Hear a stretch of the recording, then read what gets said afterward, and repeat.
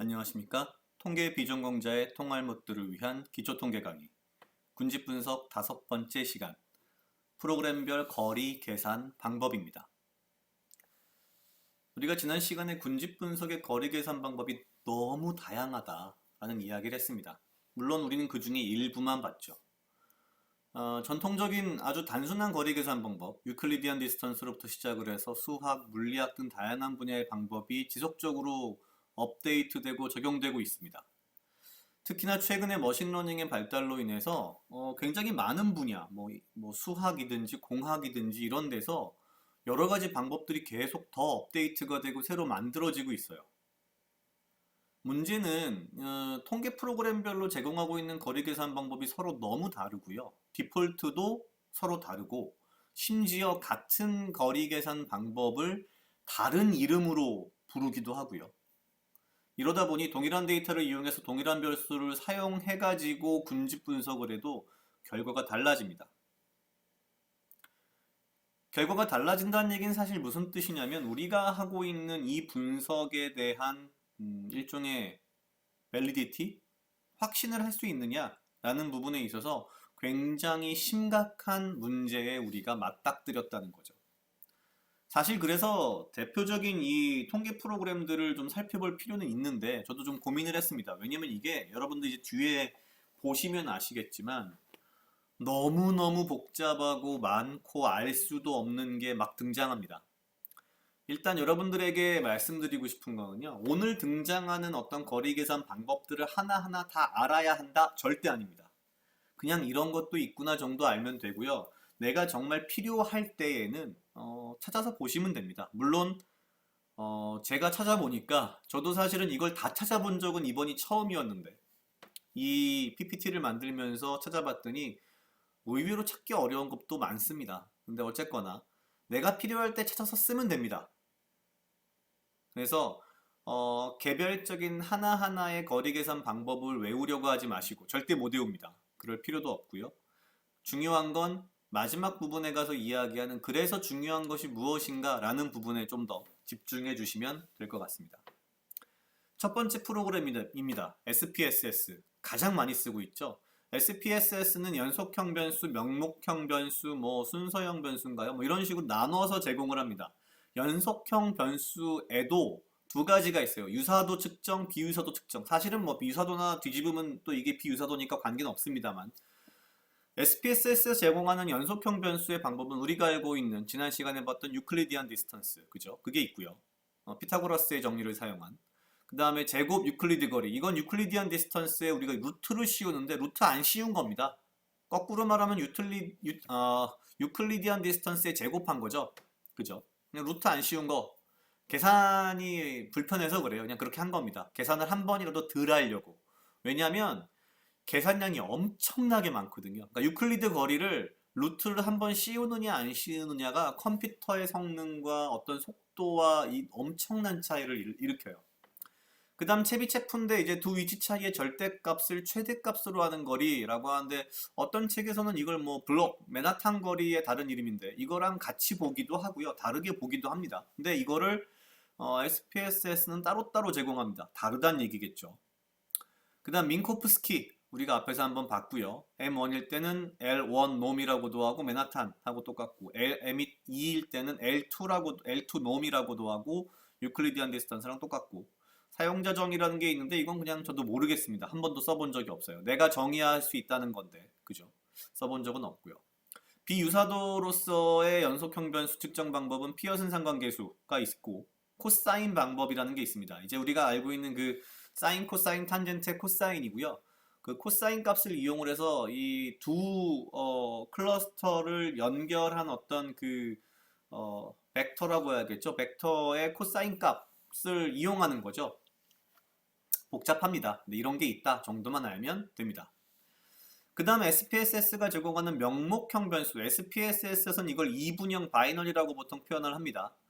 유사도 측정 방법으로는 러셀 앤 라우 우리가 지난 시간에 보긴 봤어요. 단순 매칭, 심플 매칭 있고요. 자카드 봤고요. 다이스 앞에서 우리가 소렌슨 다이스라고 했던 그거고요. 로저스 앤 타니모토도 앞에서 봤습니다. 지금부터가 문제인데 되게 많아요 종류가. 소카렌 스니스라는 사람이 여기 지금 1, 2, 3까지 있잖아요. 1, 2, 3 뒤에 가면 4인가 5가 아마 또 있을 겁니다. 4까지인가? 하여튼 몇 개 더 있고요. 그 다음에 이 이름도 읽기도 힘들어요. 컬크진스키도 하나, 둘, 두 개가 있고요. 소카렌 스니스 하나 더 있죠. 하만의 방법이라는 게 있고 람다가 있고 엔더버글스의 D, 람다와 유사한 방법이고요. 그리고 시밀러리티 쪽으로 가면 유의 Y, 유의 Q 이런 게 있고요. 엄청납니다. 왜냐면 A, B, C, D 그 개수만 가지 알면은 계산할 수 있는 방법이 엄청 많기 때문이에요. OCI는 지난 시간에 봤고요. 소카렌 스니스 5까지 있죠. 그러네요. 맞네요. 네, 파이 4포인트 상관이라고 SPS에서는 부릅니다. 이게 사실은 피어슨 상관계수를 이용한 거예요. 그 용어가 서로 다르죠, 지금.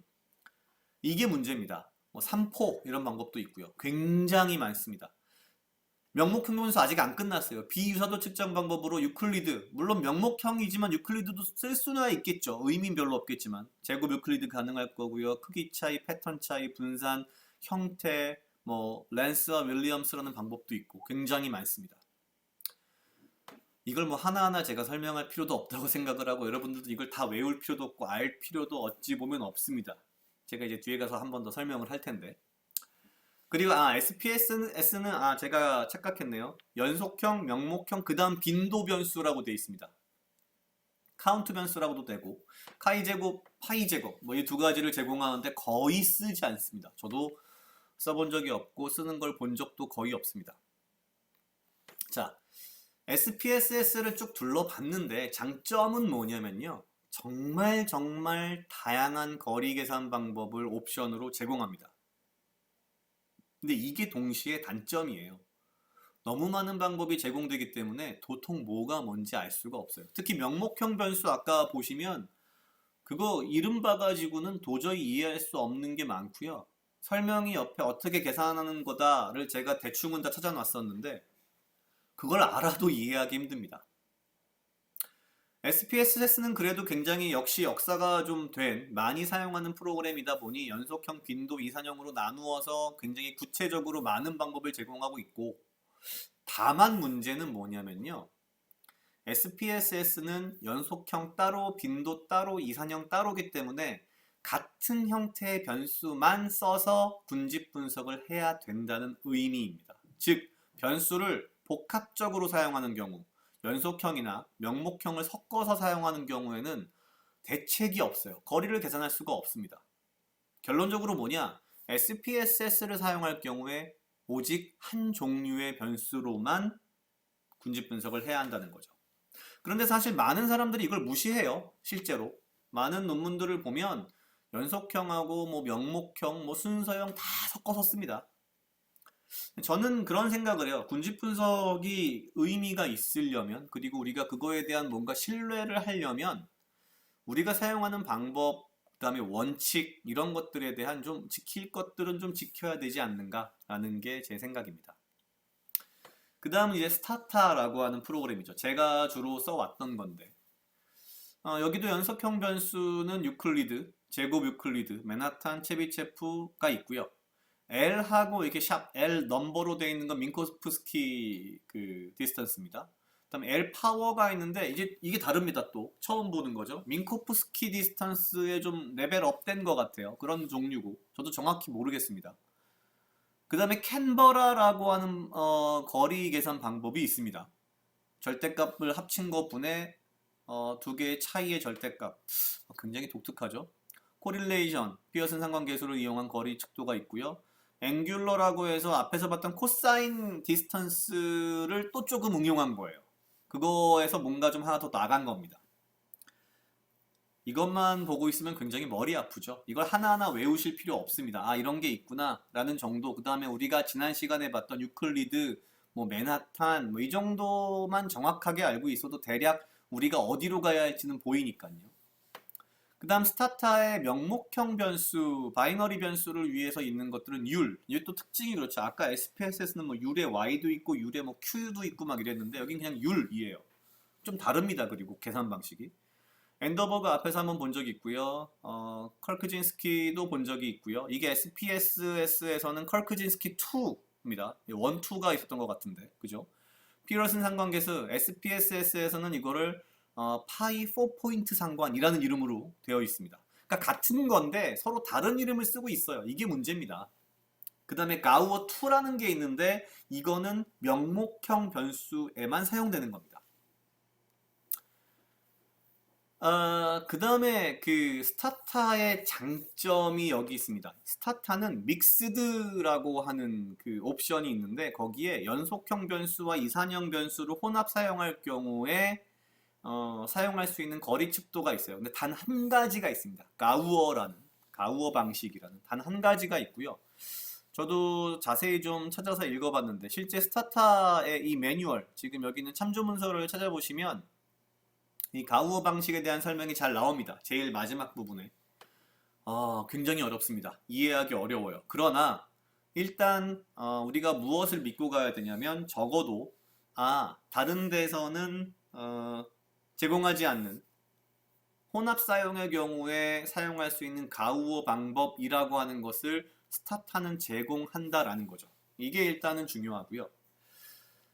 이거 이외에 참고할 만한 이 웹페이지를 찾아봤는데 이게 저도 어딘지 모르겠습니다. sequentix.de 아마 도이치가 아닐까? 뭐 이런 생각이 드는데 잘 모르겠습니다. 어느 나라인지 모르겠으나 여기에 들어가서 보시면 지금 제가 보여드린 것보다 더 많은 디스턴스 메저가 정리되어 있습니다. 다 읽어봤는데 머리만 아파요. 그쵸? 어쩔 수 없습니다. 계속해서 이게 발전하고 발달하고 있다 보니 각 분야마다 필요한 어떤 것이 다르고 그 필요에 의해서 새로운 그리고 다른 디스턴스 메저가 계속 만들어지고 있는 겁니다. 스타타의 장점은 뭐 비교적, 그렇죠. 비교적. 어디까지나 SPSS가 워낙 많았기 때문에 비교적 다양한 거리 계산 방법을 제공하고 있고요. 이산형, 연속형, 혼합형이 제공돼요. 특히 혼합형이 제공된다는 게 큰 장점입니다. 단점은 SPSS보다는 좀 종류가 적어요. 이걸 단점이라고 말하긴 좀 뭐한데 일단 단점이라고 보고, 다만 저는 개인적으로 스타타가 여전히 이 분석 방법이나 프로세스가 SPSS에 비해서는 쉽지 않다는 생각은 듭니다. GUI 그래피컬 유저 인터페이스가 좀 약한 건 단점이에요. 근본적인 단점이고, 우리가 여태까지 써왔던 이 분석 프로그램이 잠오비였는데 문제가 있습니다. 몇 년 전까지 제가 기억하기로는 이 군집 분석을 할 수 있는 패키지가 있었어요. 다운로드 받으면 되는데 그게 지금 현재 없어졌습니다. 패키지 라이브러리에 없어요. 여러분들이 패키지 라이브러리를 확인하시려면 잠오비를 키시고서 우측 상단에 이 플러스 더하기 기호가 있거든요. 거기를 누르시면 모듈 라이브러리가 뜹니다. 거기에서 이제 내가 원하는 모듈을 다운받으면 돼요. 그럼 설치가 돼요, 자동으로.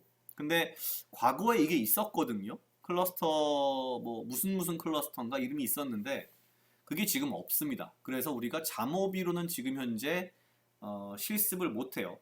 그죠? 그럼 이제 문제가 생깁니다. 앞서 봤던 SPSS나 스타타는 돈을 주고 사야 되는 프로그램인데 그러면 이제 좀 자유롭게 실습을 마음 편안하게 합법적으로 할 수 있는 방법이 뭘까? 그래서 제가 좀 고민을 하던 차에 나왔던 게 앞에서 좀 설명했었던 블루스카이라고 하는 프로그램인데, 문제가요, 이게 아직 초창기 프로그램이다 보니까 정말 매우 기초적인 거리 계산 방법만 제공합니다. 유클리드, 제곱 유클리드, 맨하탄, 그죠? 이 정도예요. 사실 문제가 많죠, 그죠? 다만 장점은 공짜죠, 그쵸? 그거 빼고는 잘 모르겠고, 단점은 너무 기초적인 방법만 지금 제공하고 있긴 합니다. 클러스터링 어널리시스, 군집 분석적인 측면에서 보면 블루스카이 스테이티스틱스가 좀 약해요. 그죠? 그래서 제가 고민을 하던 차에 다른 거 한 가지를 더 찾아봤습니다. 오렌지 3라고 하는 프로그램입니다. 사실 이 프로그램은요, 통계 프로그램은 아닙니다. 나중에 제가 실습을 할 때 한번 보여드리긴 하겠습니다만, 머신러닝에 최적화된 그래피컬 유저 인터페이스 GUI가 아주 극강으로 발달한 오픈소스 프로그램입니다. 오렌지3라고 검색을 해서 다운받으시면 됩니다. 여태까지 여러분들이 보아왔던 프로그램과는 사용 방법이 좀 많이 다를 겁니다. 문제는 뭐냐면 너무 쉬워서 처음에 헷갈려요. 제가 한번 나중에 보여드릴 텐데. 이 오렌지 3에서 제공하는 거리 계산 방법을 보면 이것도 물론 이제 블루스카이보단 낫습니다. 유클리디안, 맨하탄, 코사인, 자카드, 스피어만, 앱솔루트 스피어만, 피어슨, 앱솔루트 피어슨. 그러니까 사실은 뭔가요? 우리가 말하는 연속형 변수 그리고 스피어만은 순서형 변수에 사용할 수 있고, 그죠?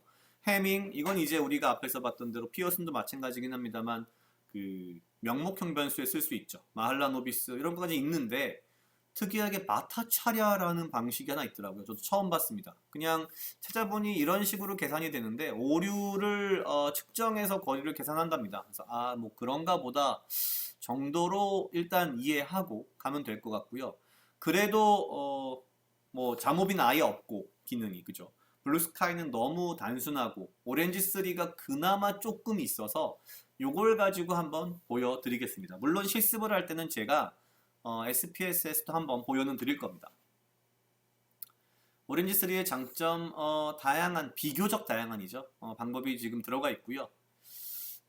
문제는 여기도 믹스드는 없어요. 대책이 별로 없고 바타차랴가 대책이 될 수 있을런지는 저도 잘 모르겠습니다만 확실한 제가 답을 드리긴 좀 어렵겠습니다. 제가 혹시라도 좀 더 알아내면 이야기를 나중에라도 좀 드리죠. 결론적으로 얘도 한 종류의 변수만 써야 된다는 거죠. 그죠? 자, 결론입니다.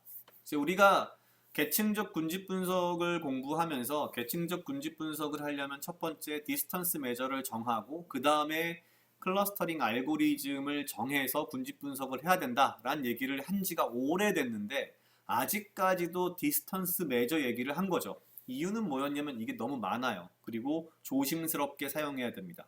그게 중요해서 제가 이렇게 길게 많은 것들을 사실 뭐 알 필요도 없는 내용까지 보여드리면서 설명한 거죠.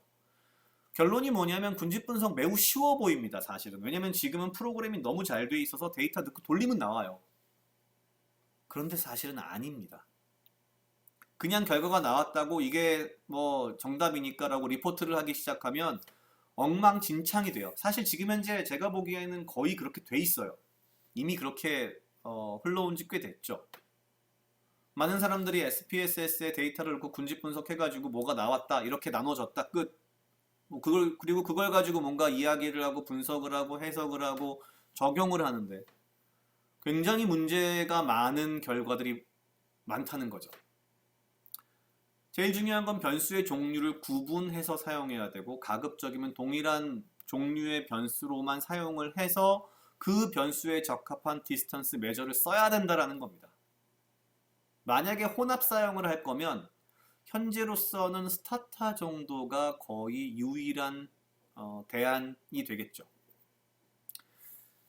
그렇습니다. 이게 우리가 돌려서 나온다. 그냥 넣으면 뭐가 나온다 라고 생각하기 시작하면 쉬워 보이지만 의외로 생각보다 어렵습니다. 우리가 무언가를 알고서 이해하고서 분석을 하기 시작하면 계속해서 문제점을 발견하게 되고 뭔가 이상한 걸 발견하게 돼요.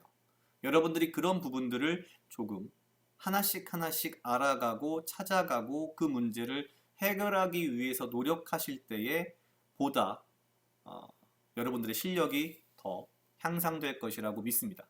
사실 저도 그렇고요. 항상 무언가 문제의식을 느끼고 그걸 해결하기 위해서 뭔가 찾아보고 공부해보고 뭐 경험을 해보고 하면서 뭔가 더욱더 많은 것들을 알게 되는 거기 때문에 그냥 눈을 질끈 감고 나는 군집 분석할래요 라고 하면 제가 어떻게 말릴 수는 없지만 뭔가 좀 알고 해보면 좀 더 의미 있는 그리고 좀 더 신뢰도 높은 어떤 결과를 만들 수 있을 것 같다라는 생각이 듭니다.